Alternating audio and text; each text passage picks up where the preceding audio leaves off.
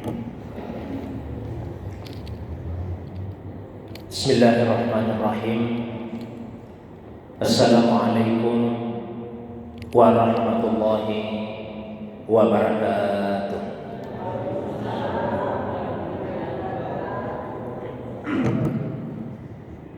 Alhamdulillahillazi nahmaduhu wa nasta'inuhu wa nastaghfiruh wa na'udzu billahi min syururi anfusina wa min sayyiati a'malina. May yahdihillahu fala mudilla lahu wa may yudlil fala hadiya lahu. Asyhadu an la ilaha illallah wahdahu la syarika lahu wa asyhadu anna Muhammadan abduhu wa rasuluhu la nabiyya ba'dahu. Allahumma fashalli wa sallim wa barik ala sayyidina wa habibina wa syafi'ina wa maulana Muhammadin wa ala alihi wa ashabihi wa ala man ittaba'an nur allazi unsila ma'ahu ila yaumiddin, amma ba'du. Bapak Ibu hadirin sekalian yang semoga kita semua dirahmati, dimuliakan oleh Allah Subhanahu wa taala. Alhamdulillah, sore ini kembali kita dihadirkan, dipertemukan oleh Allah Subhanahu wa taala dalam majelis yang semoga dimuliakan ini untuk melanjutkan kembali kajian kita membahas tentang ibadah pada dua sisinya, yaitu pada aspek syariahnya dan pada aspek hakikatnya. Salawat dan begitu pula salam penghormatan semoga tertuju kepada kekasih kita Rasulullah Muhammad sallallahu alaihi wasallam. Begitu pula kepada keluarga beliau, para sahabat dan juga pengikutnya yang senantiasa istiqamah menghidupkan sunnah Nabi sallallahu alaihi wasallam. Beliaulah Nabi yang telah memberikan contoh teladan yang terbaik bagaimana beribadah yang benar dan beribadah yang baik kepada Allah Subhanahu wa taala. Oleh karena ibadah tidak hanya dituntut untuk dilaksanakan dengan benar menurut ukuran syariat, tapi ibadah juga diharapkan bisa dilaksanakan dengan baik sesuai dengan standar hakikatnya. Nabilah yang telah memberikan contoh ibadah yang benar dan ibadah yang baik kepada Allah Subhanahu wa taala. Jamaah sekalian yang semoga dirahmati, dimuliakan oleh Allah Subhanahu wa taala. Pertemuan kita yang terakhir kita sudah membahas sampai kepada amalan salat, yaitu i'tidal, berdiri lurus kembali setelah bangun dari ruku. Begitu pula kita sudah membahas tentang kunut setelah bangkit dari ruku. Nah, insya Allah hari ini kita lanjutkan bahasan kita pada gerakan atau amalan salat yang berikutnya, yaitu sujud. Jadi setelah berdiri atau bangkit dari ruku, maka yang berikutnya adalah sujud. Sujud ini merupakan bagian salat yang sangat penting, bahkan di antara bagian salat yang terpenting. Begitu pentingnya sujud di dalam salat sehingga kata sujud biasa digunakan untuk menamai salat.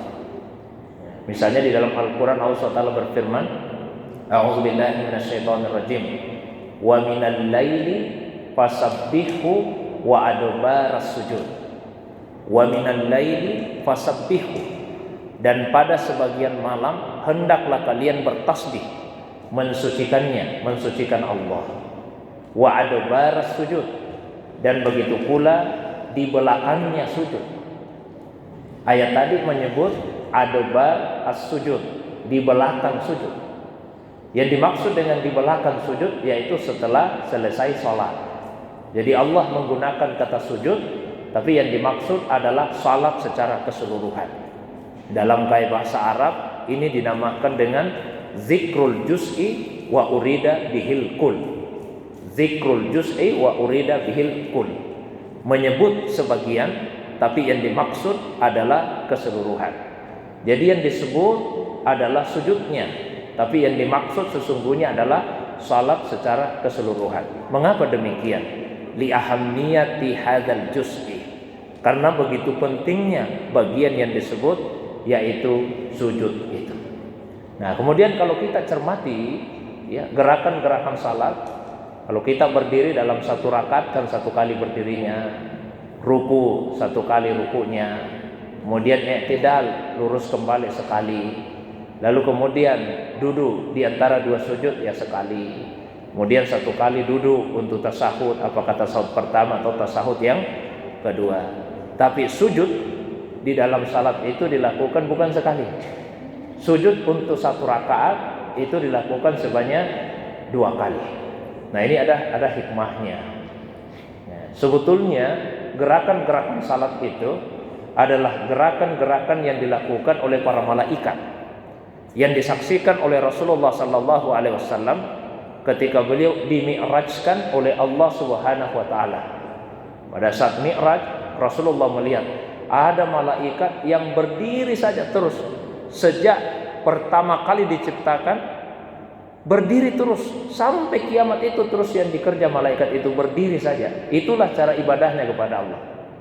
Ada malaikat Pak yang ruku saja terus dari pertama diciptakan sampai kiamat, itu saja yang dikerja, ruku terus. Ada malaikat yang duduk terus sejak dicipta sampai terakhir kali. Tidak ada yang lain yang dia kerjakan. Seperti itulah cara mereka beribadah kepada Allah. Ada malaikat yang cara ibadahnya kepada Allah itu sujud.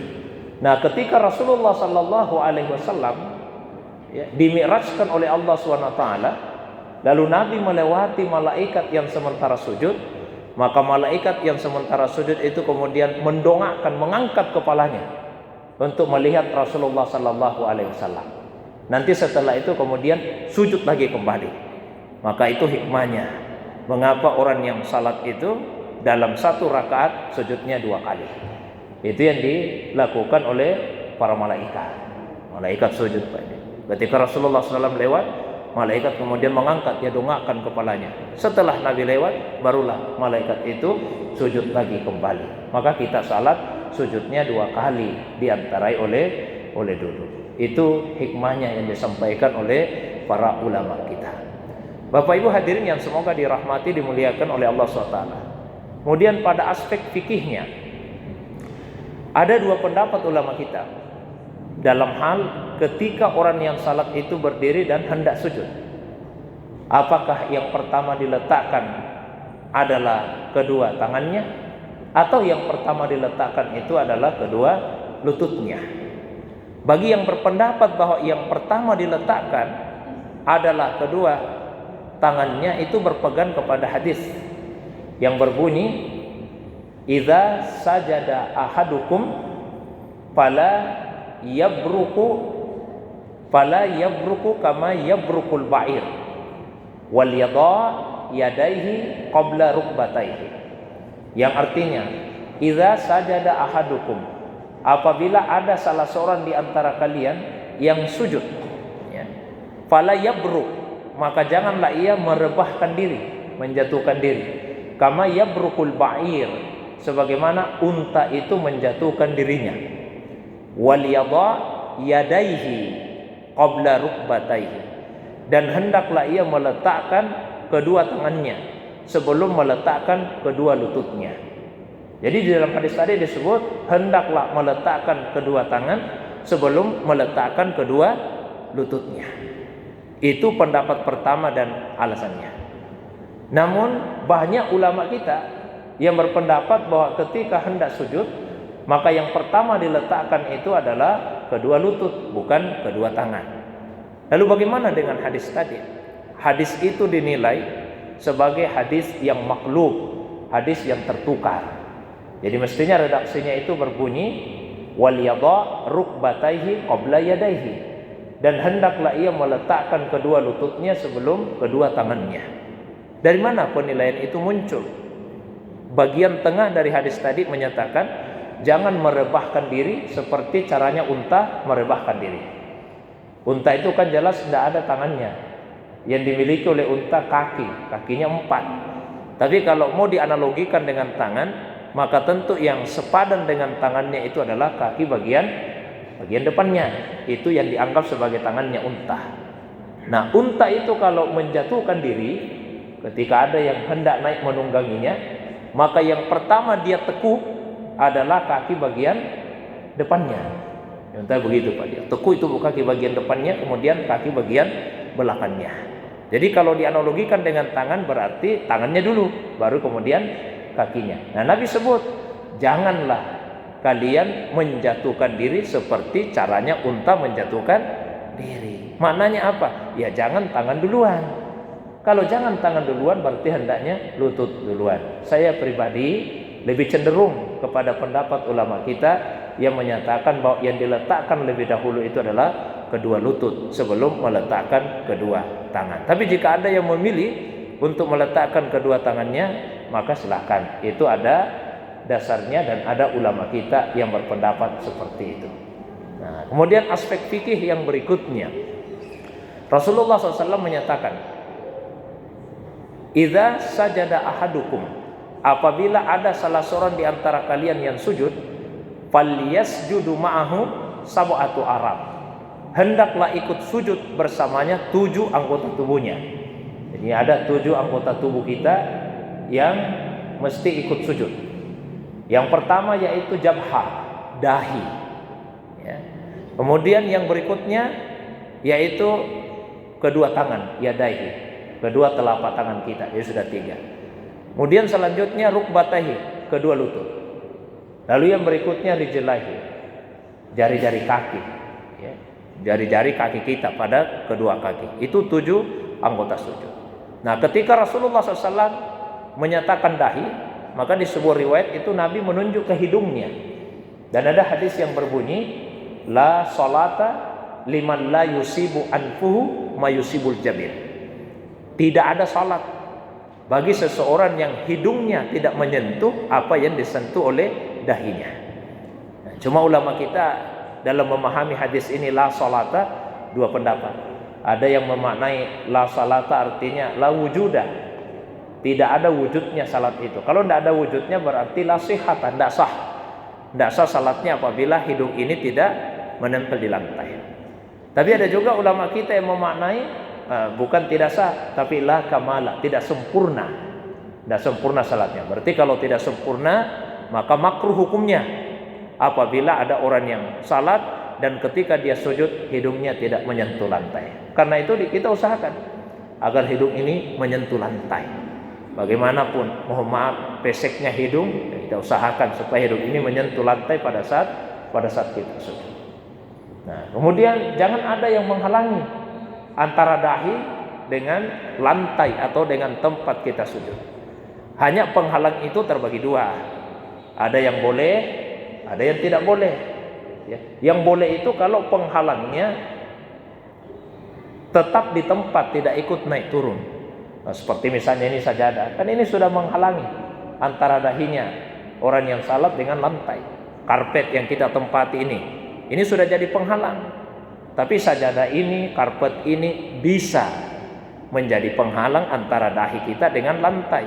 Kenapa demikian? Karena sajadahnya, karpetnya tidak ikut naik turun. Tetap saja di tempatnya, tidak ikut bergerak. Beda misalnya kalau ada yang katakanlah pakai kopiah Pak seperti ini. Lalu kopiahnya menjadi penghalang antara dahinya dengan tempat sujud. Nah, itu tidak boleh karena kopiah ini ikut naik turun. Ketika orang yang salat itu berdiri, kopiahnya ikut naik. Ketika dia sujud ikut turun. Sama dengan mukenanya ibu-ibu. Ya, kalau ibu-ibu misalnya berdiri kan mukenanya ikut naik. Ketika ibu sujud mukenanya ikut turun. Atau misalnya ada yang pakai sorban Pak, sorban itu dikalungkan di lehernya, maka sorban itu ikut naik turun, dia tidak boleh menjadi penghalang. Ya. Kemudian yang berikutnya kedua tangan. Kalau kedua tangan tidak mesti secara langsung menyentuh, dalam arti bisa saja orang pakai kaos tangan.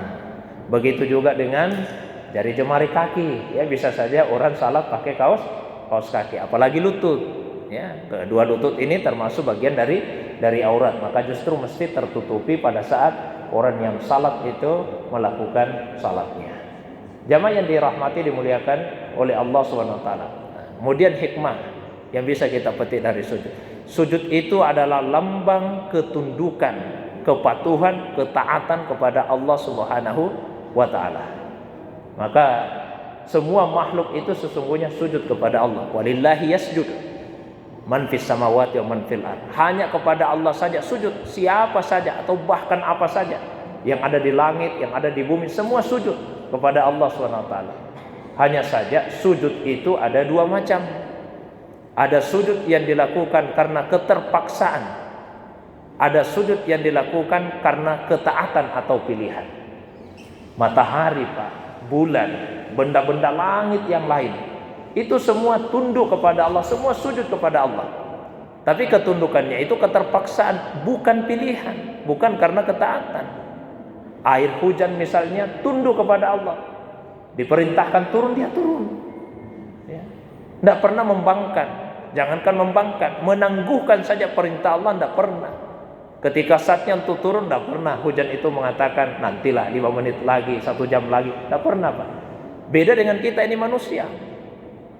Ketika kita diperintah untuk salat, ada yang memenuhi perintah itu, ada yang menangguhkan, ya, bahkan ada yang tidak melaksanakan. Jadi kalau ada yang melaksanakan perintah Allah, maka ketundukannya itu lahir dari pilihan, lahir dari ketaatan. Karena itulah wajar kalau kemudian ia mendapatkan pahala dari Allah Subhanahu wa ta'ala, karena ketundukannya lahir dari pilihannya, lahir dari ketaatannya. Nah, ketika seseorang itu sujud, itu artinya dia merendahkan diri serendah-rendahnya kepada Allah Subhanahu wa ta'ala.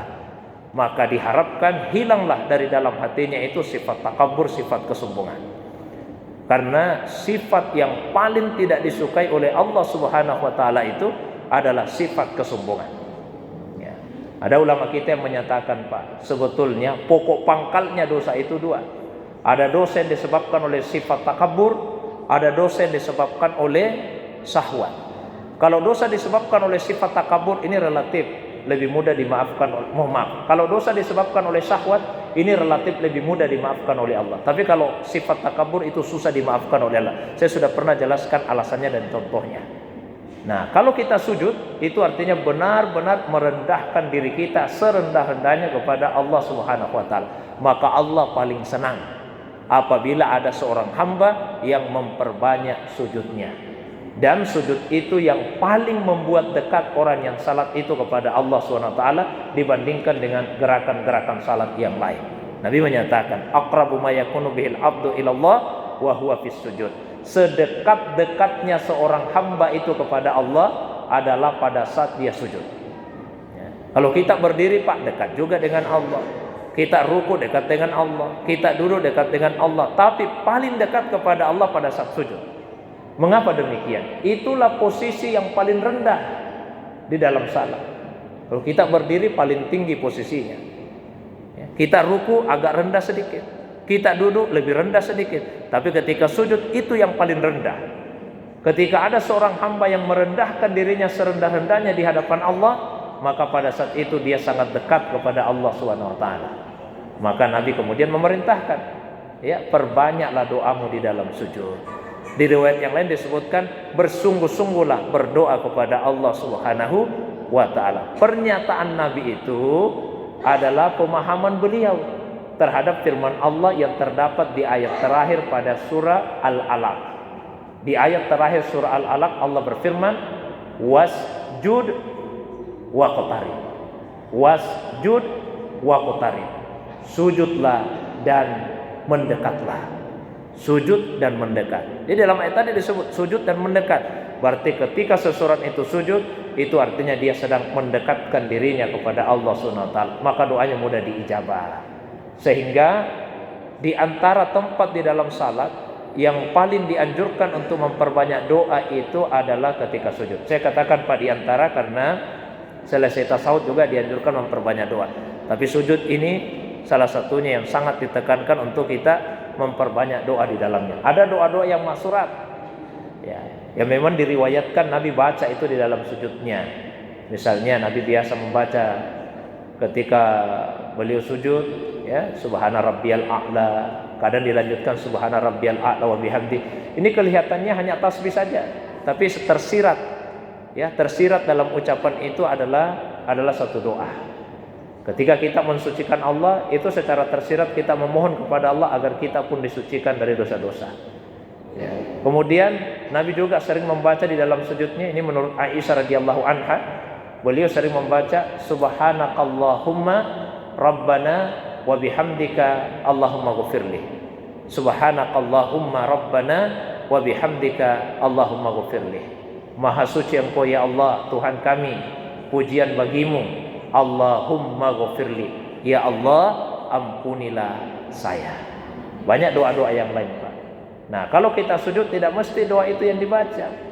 Kita boleh membaca doa yang terdapat di dalam Al-Quran, doa yang terdapat di dalam hadis, sekalipun tidak ada riwayat yang menyebut Nabi pernah membaca itu dalam sujudnya. Misalnya ada orang yang sujud kemudian dia membaca Rabbana la tusi qulubana ba'da idh hadaitana wa hab lana min ladunka rahmah innaka antal wahhab. Silakan, bisa dibaca, Pak. Itu ada di Al-Quran pada surah Al-Imran. Ya. Atau membaca doa yang lain, misalnya Allahumma ya muqallibal qulub tsabbit qalbi ala dinik.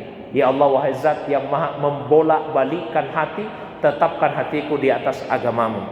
Ya, itu ada di dalam hadis Nabi sallallahu alaihi wasallam. Bahkan sekalipun doa itu tidak terdapat di Al-Quran, tidak terdapat di hadis, boleh juga kita baca, asalkan kandungannya yang memang dikhususkan untuk Allah saja. Minta hidayah, itu hak mutlaknya Allah, bisa kita baca, Pak, di dalam sana.